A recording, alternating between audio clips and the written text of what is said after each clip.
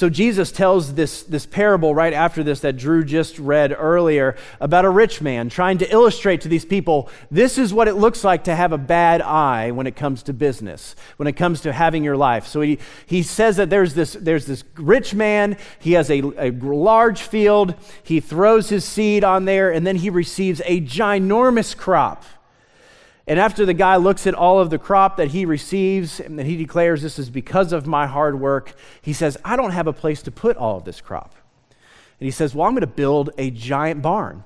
He builds this barn, he puts all of the crop and everything that he's worked for in this building, and then he declares and realizes, if I take all of this crop for myself, I don't have to work for many years.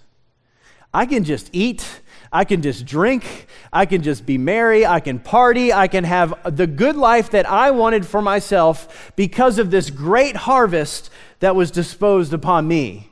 But then the next day, he died.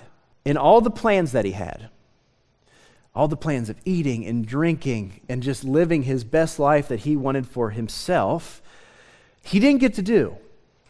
And the question happens is, what happens to all that stuff that you stored up for yourself, that you never get to engage in? What happens to that?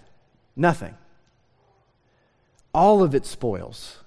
And Jesus says this, it is the one who lays up treasure for himself is not rich towards God.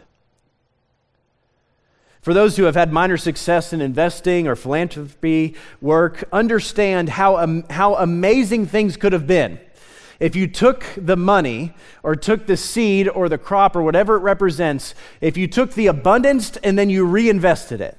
Or like we talked about last week, whenever you reap the crop and you have all of this crop and seed for next year, the bad thing is to just take it for yourself. No, you reinvest it into the field next year so you can reap even double or triple the harvest. If you took money for years of your income and then you reinvested that, you could 10x, you could 20x your income in the amount of time that you were just sitting, eating, and drinking merry for many years. And you could do all of that with an elevated lifestyle that you had before.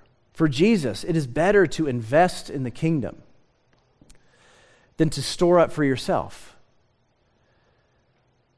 So our question for the day is this: will you invest in the kingdom for kingdom dividends that will produce thanksgiving and joy in your life?